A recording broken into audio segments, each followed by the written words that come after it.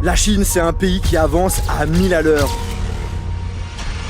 C'est ici que naissent pratiquement toutes les dernières innovations avant d'arriver des années plus tard en Occident. Vous avez pu voir que j'ai déjà fait pas mal de vidéos avec des robots, notamment un qui s'est promené avec moi dans Lyon. Mais cette fois-ci, j'ai décidé d'aller beaucoup plus loin, c'est de vous emmener carrément dans le futur. Je vais me faire livrer à manger avec des drones, croiser des robots dans la rue, visiter le plus grand marché au monde de l'électronique, découvrir le campus de Huawei. Il y aura des images exclusives. Allez, c'est parti!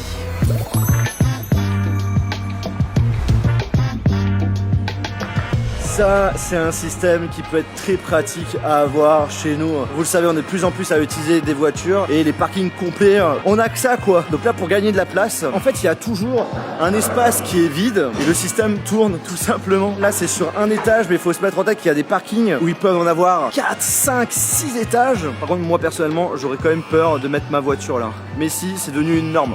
Genre il y a celle-ci qui était à droite et maintenant qui est passée à gauche et celle qui était en haut descend pour qu'on puisse la récupérer. Je sais pas ce que vous en pensez, mettez un petit commentaire. Ici on peut payer avec la paume de la main. Mais avant il y a quelques petites étapes. Donc là on met bien la main comme ça. Ok, très bien. Donc là maintenant il faut scanner avec WeChat. Ok. Donc là je numérise. Parfait. Donc là maintenant je mets mon petit mot de passe sur WeChat. Et donc maintenant je peux tout payer sans avoir mon téléphone. Ah vas-y on essaye. J'ai trouvé le Red Bull. La canette est vraiment très space. Hein. Allez, on va payer ça. Du coup... Ah, c'est quand même... Voilà. Wow. Et là, c'est payé. It's ok. Trop bien. Regarde sur ton comptable, ton WeChat, tu vas voir. Ah ouais, c'est bien payé. Allez, on va goûter. Déjà, l'ouverture, c'est trop bizarre. Ça a goût de Red Bull. C'est du Red Bull, mais c'est pas pétillant. C'est super étrange. En Chine, vous aimez moins le pétillant? Ah bah je sais pas, bah, c'est toujours comme ça par ici. Ah ouais. Ouais. On passe à autre chose. On passe maintenant à une autre activité. On a la possibilité de réserver des robots taxis. Des taxis qui roulent tout seuls. Alors c'est quelque chose qui n'est pas vraiment nouveau. On en a aussi aux États-Unis. Personnellement, je n'ai jamais fait. On va découvrir ça ensemble. On peut avoir les informations en temps réel. Là, ça va venir dans 10 minutes. C'est bon, le robot taxi est arrivé. Et pour ceux qui se posent la question, ça se réserve avec une application un peu du même style que Uber, sauf que ça se nomme Pony AI. Ah non mais c'est impressionnant. Une voiture qui roule sans chauffeur. Voici notre fameuse voiture, regardez-moi ça comme elle est belle. Ici, on peut pas être à côté du volant, ça serait la responsabilité de l'application. Donc on peut que aller à l'arrière, maximum 3 passagers. Je veux mettre mon sac dans le coffre, c'est pas possible. On vous montre tout, hein, à la fois les choses qui sont bien et après les choses qui seraient cool aussi à améliorer. On a un écran pour chaque siège. On appuie sur le petit bouton Start Ride. Et Reda, c'est aussi la première fois pour toi. Et... c'est impressionnant de voir le volant qui tourne tout seul et le fait qu'il y a vraiment personne à côté du volant en mode si au cas où il y a un souci. Ouais, non mais... C'est la voiture qui a klaxonné. Il y a la voiture qui a klaxonné tout seul. Sorry, hein, c'est pas nous. Hein, c'est un truc de fou. On a une modélisation en 3D de l'environnement autour de la voiture et quel chemin il va faire. Même voir les gens qui passent, c'est un peu à la même manière que Tesla, on va pas se mentir. On voit aussi un autre écran là, cette fois-ci plus au niveau du tableau de bord de la voiture. Rida, on est dans une voiture qui roule toute seule. Là, ça roule tout seul. Là. Ok, tu peux contrôler la musique. Trip View, un aperçu clairement de notre plan. Tu peux augmenter, baisser la luminosité, augmenter, baisser le son. Bon, on va pas se mentir, il n'y a pas 50 000 choses à faire là-dedans. Hein. Oh, Il a évité complètement les obstacles et tout, c'est un truc de fou. Et en plus, elle accélère bien. Elle a vraiment pas peur. Ça roule à 70 km/h là. Reda, je pense que ça va le faire. Bah j'espère. Hein. On va pas se mentir, ça marche bien pour l'instant. On n'a pas l'impression d'avoir une conduite robotique. Mais je pense que ça marchera vraiment quand toutes les voitures seront automatisées. Quand on pourra plus conduire nous-mêmes nos propres voitures.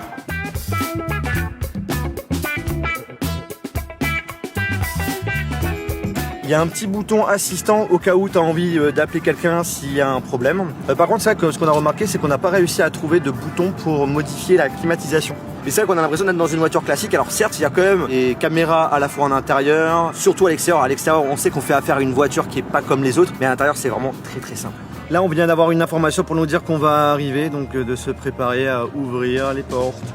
On sort, on est vivant, on ferme la porte et ben ciao ciao. Elle a fermé la fenêtre et elle se barre toute seule. C'est impressionnant. Hein. Et ce qui est ouf, c'est que la vidéo n'est toujours pas terminée. On va découvrir des trucs encore plus incroyables. En tout cas, j'espère que là où vous êtes sur la vidéo, ça vous plaît. Si c'est le cas, n'hésitez pas à mettre un joli pouce en l'air. Ça permettra d'aider le référencement de la vidéo.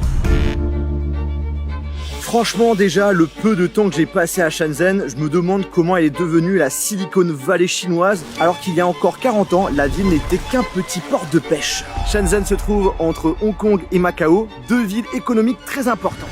En 1978, le pays décide de s'ouvrir au reste du monde et de créer des zones économiques spéciales qui rendent possible la création d'entreprises privées et l'accueil d'entreprises étrangères. Et en 4 ans, c'est pas moins de 20 000 ouvriers et ingénieurs qui viennent s'installer pour littéralement construire la ville. C'est à ce moment-là que la ville de Shenzhen gagne en réputation et on va carrément l'appeler la ville ensoleillée. Et elle va beaucoup attirer les travailleurs chinois. La ville a commencé avec des industries de transformation simples comme des ceintures et des vêtements. Puis c'est à partir des années 90 qu'elle va s'intéresser à la technologie, notamment l'électronique et la télécommunication. Mais c'est avec la crise financière de 2009 que le gouvernement décide de passer à la vitesse supérieure. Passer de la ville-usine à celle de laboratoire, devenir leader de l'innovation. Il commence à se concentrer sur des domaines spécifiques comme la 5G, les génomes tech, les drones, Internet, les énergies renouvelables, etc., etc. On y retrouve d'ailleurs le grand géant Huawei. D'ailleurs, on va découvrir leur campus, on va avoir une visite VIP rien que pour vous. Mais vous avez aussi la maison mère de WeChat, l'une des applis les plus utilisées ici. Aujourd'hui, on pourrait trouver tous les 300 composants qui font un smartphone dans un rayon d'1 kilomètre seulement. Pour vous dire qu'à quel point Shenzhen, c'est vraiment la ville du futur. Et la ville aimerait qu'on aille encore beaucoup plus loin. Et c'est vrai que c'est assez surprenant parce que déjà, en si peu de temps, l'évolution est juste dingue. Hâte de voir la suite.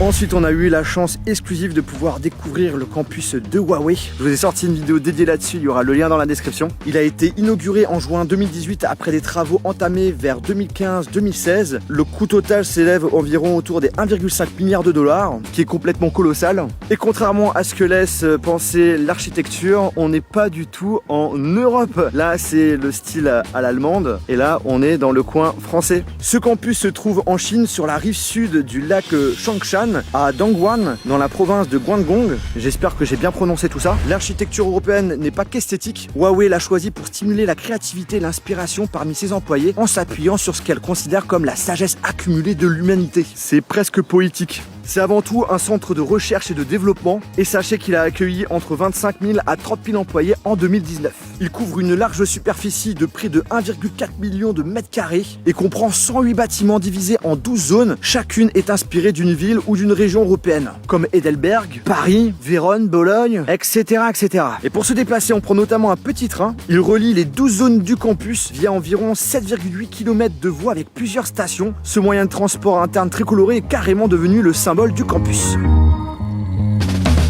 On va prendre le métro.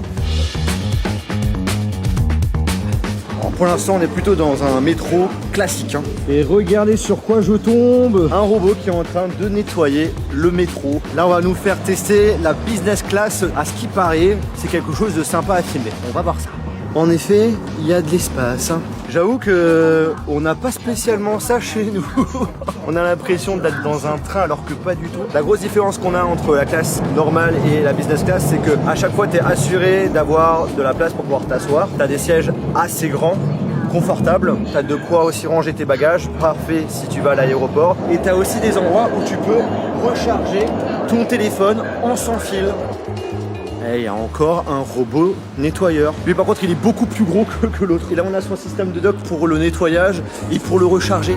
Alors vous le savez, chez nous on peut commander de la bouffe avec Uber Eats, Deliveroo, et tout se fait avec soit des personnes en voiture, soit en scooter, soit en vélo. Et ben ici ils peuvent livrer la bouffe avec des drones. Oui, je déconne pas. Tu fais ta petite commande et t'as un drone qui va venir pour te donner ta bouffe. Bon, ça va pas être livré directement chez soi, mais dans cette grande machine. Pour commander comment ça se passe, on va utiliser une application qui s'appelle Meituan. Vous aurez un aperçu de ce qu'on peut commander. En général, il y a une petite dizaine de restaurants pour chaque machine, et selon le positionnement de la machine, il y a des restaurants complètement différents. Donc là par exemple on a KFC, c'est le seul que je connais, mais tu peux commander pas mal de choses. Donc là on fait notre commande sur l'application, on peut avoir un peu de tout, hein, des burgers, des boissons, des glaces. Et on peut se poser la question, mais comment ça fonctionne? En fait vous avez des stations de drones qui se situent un petit peu partout dans Shenzhen, il y en a une dizaine. Vous avez les différents restaurants qui sont tout autour de la station. Dès qu'il y a une commande, le restaurant la réceptionne, va faire sa petite préparation, puis ensuite ensuite va faire la première livraison dans le coin station où on a tous les drones. Ça sera ensuite donné au responsable de la station. Il y a un système de QR code qui scanne automatiquement avec son ordinateur. Puis ensuite le colis sera donné au drone et le drone qui va partir vers le locker où il y a le client. Tu peux voir en temps réel où se déplace le drone. Le drone arrive, il est là. C'est énorme. Et il va commencer à descendre direction la machine. Et en plus il y a pas mal de vent, ça marche de fou. Donc là le locker a récupéré notre colis. Le drone va ensuite repartir. Et là je vais pouvoir récupérer notre commande. Pour cela on a besoin de mettre un code. Et voilà. C'est réceptionné. Maintenant il faut voir l'état. Ça c'est une autre histoire. Alors verdict. Petit sac, petit sandwich au thon, un petit jus d'orange. Et là il a pris quoi? Il a pris des donuts. J'espère que t'as faim, il y en a 3. Hein. Bon, on passe à une autre activité. Ce qui est aussi assez impressionnant à Shenzhen, c'est la quantité de voitures électriques qu'il y a. Et ce qu'il faut savoir, c'est que le gouvernement fait tout pour inciter les gens à acheter l'électrique, parce que quand tu achètes du thermique, tu peux avoir des refus pour avoir ta plaque d'immatriculation. Même si tu veux acheter une voiture thermique en occasion, ils peuvent te refuser que tu roules avec. Et ce qui est aussi ouf, c'est la quantité de marques de voitures. Quand vous allez dans un centre commercial, c'est pas étonnant qu'il y ait une dizaine de voitures que vous pouvez carrément regarder pour être éventuellement tenté pour un achat.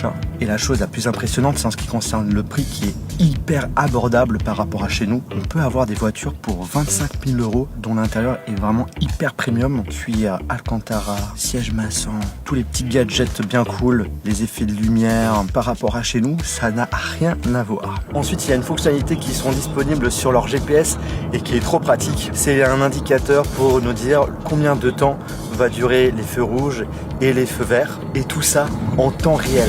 Bon, dans une journée, ce qui est important, c'est quand même de manger. Et là, on va rentrer dans un restaurant assez futuriste. On est arrivé, le restaurant se nomme Orbit One. Ça a l'air d'être un resto assez normal. J'ai rien dit, j'ai vu un truc très sympa.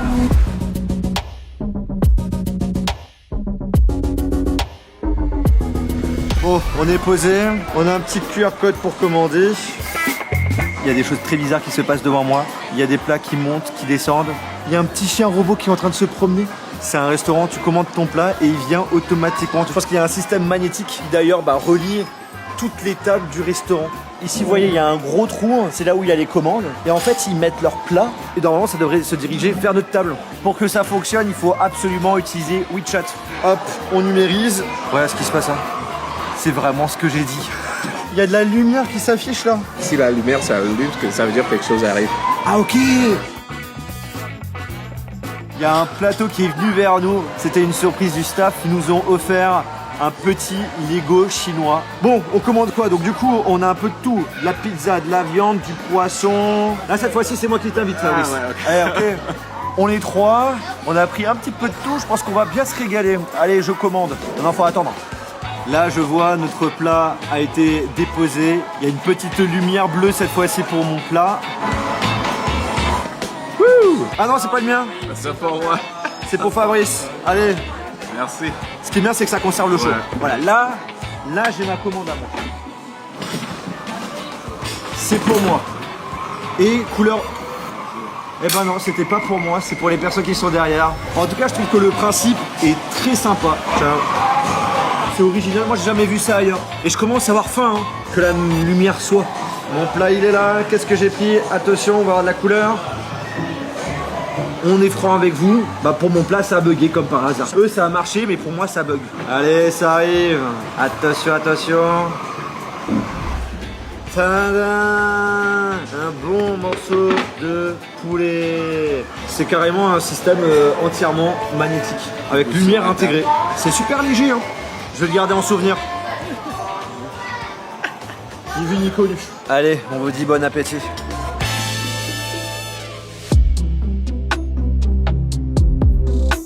Je suis au légendaire Washanbei Electronic Market à Shenzhen. C'est tout simplement le plus gros marché électronique au monde. Ça fait super longtemps que j'y suis pas allé. Normalement, il devrait y avoir pas mal de changements. Ici, sur plusieurs kilomètres carrés, se cache le paradis pour les ingénieurs, les makers et les passionnés de technologie. Tous les bâtiments autour de moi sont remplis d'étages entiers dédiés aux composants, aux smartphones, aux accessoires et gadgets électroniques en tout genre. Washanbe, ce n'est pas qu'un marché, c'est le centre nerveux de l'écosystème tech de Shenzhen. Des startups du monde entier viennent ici pour prototyper leurs idées grâce à une chaîne d'approvisionnement vraiment unique au monde. Dites-vous que Washanbe, c'est là où le futur s'invente, mais il y a aussi pas mal de trafic. Ça reste un passage incontournable si vous venez ici. Et ce que je vous propose, c'est d'y aller.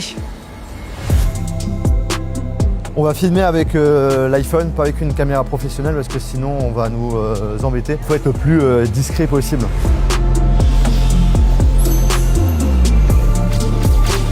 C'est marrant parce que tu as plein de cartons, c'est un petit peu le bordel partout. Après le problème c'est que c'est tellement grand qu'on aura je pense même pas de temps de tout voir. Derrière moi on a un aperçu de ce qu'on a comme catégorie par étage, donc ça c'est bien. En vrai il y a un petit peu tout.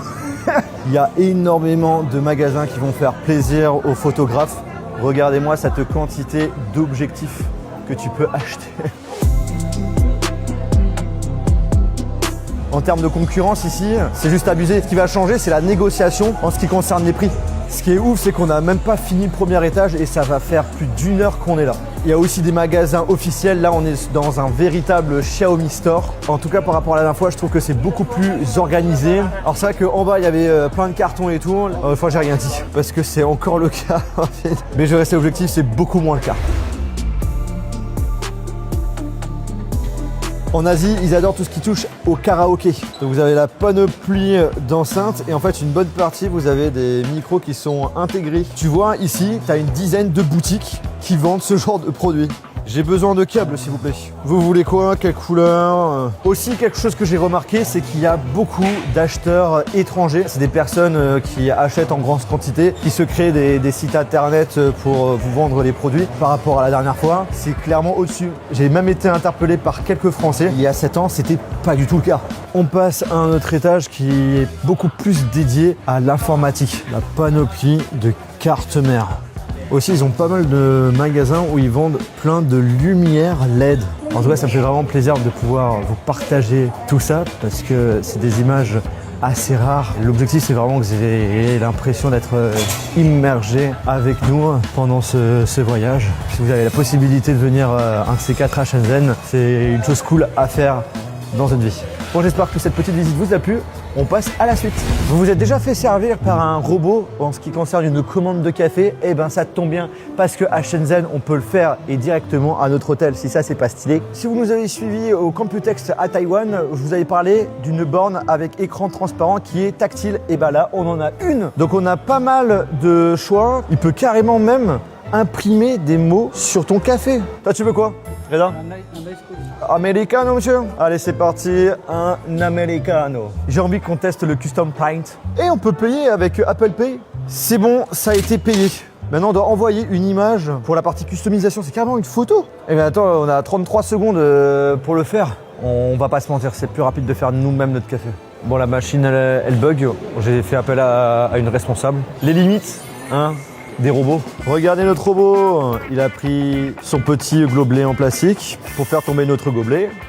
Il prend le café, le met avec notre cafetière. Ça, je pense que c'est pour moi, Reda. Il récupère le café, va la mettre dans la machine à imprimer. Ça fait l'impression. J'avoue, j'ai hâte de voir la tête de la photo. Oh, c'est trop bien fait.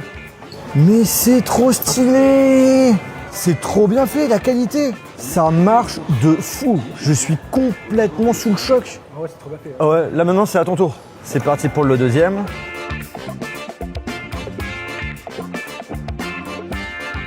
Bon, on va le goûter. Pas mal du tout. Et ben on va goûter ça. C'est de l'eau. Bon, on va vous laisser, on a un café à boire. J'espère de tout cœur que cette vidéo vous a fortement plu. Si c'est le cas, on lâche un gros pouce en l'air. S'il y a d'autres vidéos de ce type que vous aimeriez, n'hésitez pas à lâcher tout ça en commentaire, en nous donnant bien entendu quelques idées. Sur ce, à la prochaine. Et abonne-toi aussi, hein. Tu peux regarder aussi une de ces dernières vidéos. Allez, ciao.